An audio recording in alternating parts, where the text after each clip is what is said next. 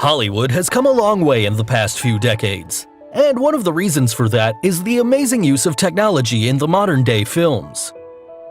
And you might already know that many movies use visual effects to enhance the overall viewing experience. But there are still many scenes where you probably just won't realize if it's a real one or enhanced with CGI. Hello and welcome back, and here's a look at the best movie scenes and how they actually look like before and after VFX. So, let's get started. At number 7, Avengers Endgame. Doesn't feel cool, but if it looks cool, that's what matters. Going by the numbers, Avengers Endgame became the greatest blockbuster movie of all time by mid-2019, beating the long-standing blockbuster Avatar. But do you know how the great battle fought in Avengers Endgame looked without visual effects? As common with most of the big-budget superhero movies, the most exciting scenes in the movie were filmed in front of a green screen. For instance, there was a scene where the superheroes returned for the big fight by stepping through portals. Here, each portal was created entirely using special effects.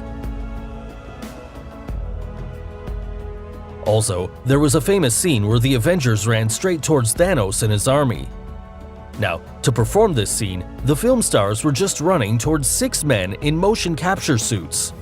The visual effects supervisor Dan DeLue said that having the 6 people facing the actors helped them figure out where their eyes should move during the scene.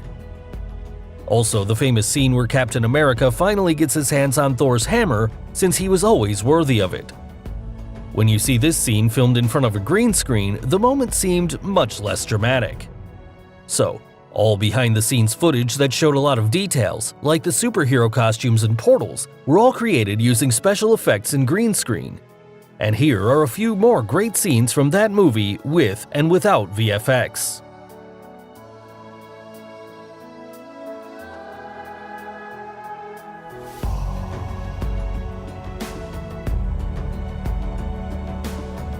At number 6, Venom. Tom Hardy is known to do films which possess quite a few challenges as an actor, and Venom is one such movie in which he performed quite well.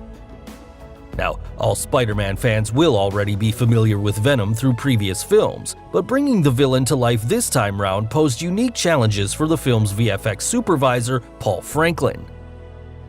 Also, it's the visual effects that drive the spectacle by transforming Hardy's ordinary human reporter named Eddie Brock into a tentacle-sprouting symbiote freak. One of the key things about Venom is while he's still humanoid in shape, he's able to move at incredible speeds and can do extraordinary moves, and never moves like a human being. So, for Tom to look like Venom presented a great creative challenge. His movement and body language became the cornerstone for the VFX work. The way he held himself, the way he rolled his shoulders, and his action sequences. Now, Venom is about 21 inches taller than Tom Hardy. How did they create him? Here, they had some sort of positional reference, probably a ball-shaped object so they could frame that up for the shot. So, anyone talking to Venom's eyes needed to look 21 inches higher directly at the ball. The team even got a tall stunt performer, almost 6'10", and because Venom is actually 7'6", they built him up even higher with a wiffle ball on a stick sticking out of the top of his helmet. Then, through the suit, they had motion capture reference markers all over it, so they could at least track his body movements and get a proper idea of where he was. After that, it was down to the character animators to take charge of the remaining stuff. One more thing that was interesting about Venom were his long and sharp, ugly teeth, and he'll never be able to close his mouth. Here, the length and shape of his teeth were subtly controlled on a shot-by-shot basis. Also, the big teeth you see were given a slightly unclean texture, because if they had made them bright and shiny white, then he would look like he had just been to the dentist and had veneers put on. At number 5, Life of Pi. The movie Life of Pi is truly a visual masterpiece. However, there was nothing easy about the making of this Academy Award-winning film. The ocean scenes, which were quite famous in the film, were shot at a giant wave tank built by the crew in an abandoned airport in Taiwan. This tank is the world's largest self-generating wave tank, with a capacity of 1.7 million gallons. One wall of this tank was even movable so that they could take advantage of sunlight. So, the entire storyline around that boy on a boat, along with an animated tiger, was filmed in that massive tank. Yes, that tiger was actually CGI and wasn't even there during filming. After all this filming, the VFX team then had to work their magic to turn the tank's surface into one that looked like the ocean day in and day out. And to make that ocean look realistic, high-powered wind blowers and strategic CGI work was used to create storm clouds, winds, and the beautiful nightfall. At number 4, the Twilight Saga Eclipse. The Twilight series is quite famous for the werewolf named Jacob, and the female protagonist in the film, Bella Swan, formed a relationship with that wolf. As you can see in this scene from the third movie, Eclipse, they are quite affectionate while Jacob was in werewolf form where she pets him. The scene looked quite natural. But in reality, Jacob was wearing a funny suit and bending down. While it all looked funny, it did take quite a serious performance by Kristen Stewart to actually pull it off. That's because, while Kristen Stewart can play Bella as a human easily, Taylor Lautner, who plays Jacob, can't actually turn into a wolf. And that had to be visualized by the director and his VFX team. At number 3, Harry Potter. Welcome to your first flying lesson. Well, what are you waiting for?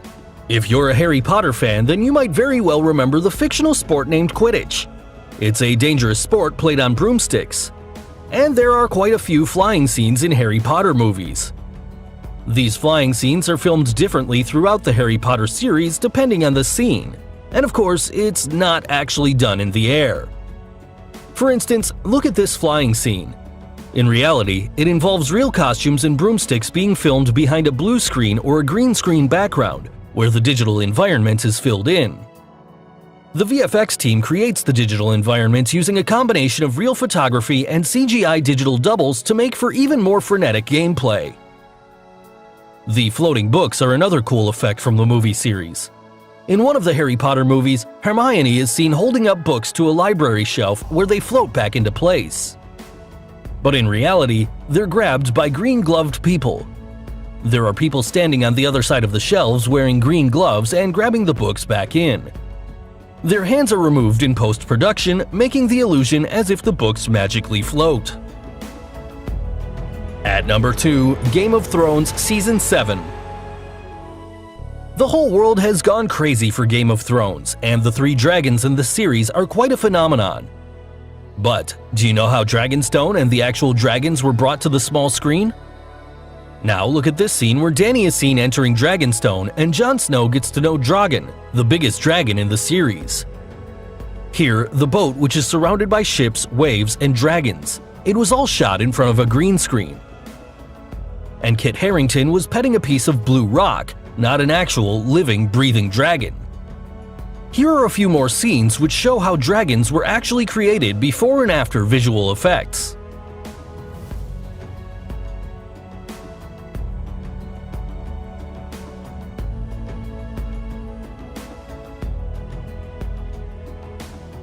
So finally, the number 1 movie in our list, and yes, it's a superhero film.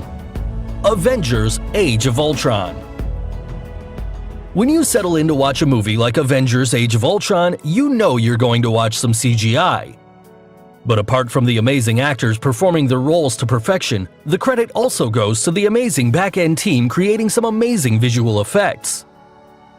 In order to make the villain look compelling, James Spader was zipped into a motion capture suit and given the freedom to breathe some life into Ultron, the titular villain in the Avengers' second outing as a group. Ultron Prime's design needed to be modified to accommodate all of the acting and sophisticated movements James Spader was performing on set. The wide range of sensors and reference cameras also helped in reflecting James Spader's on-set performance onto a character whose face and body were made up of rigid pieces of metal, in which the face alone had 600 nodes of rigging. As in the previous movie, Hulk was the highlight of the visual effects. With the digital character appearing in 50% more shots than in the previous film, the VFX team took a new approach to the Green Giant's muscles and flesh. And it involved building the rig, putting the muscle system on top, and the skin on top of that, to make it 6 times more efficient. So guys, hope you enjoyed this video. And what do you think of these movie scenes? And which movie has the best VFX scenes? Do like and share this video with your friends on social media. For more such amazing things, don't forget to subscribe to our channel. And finally, thanks for watching.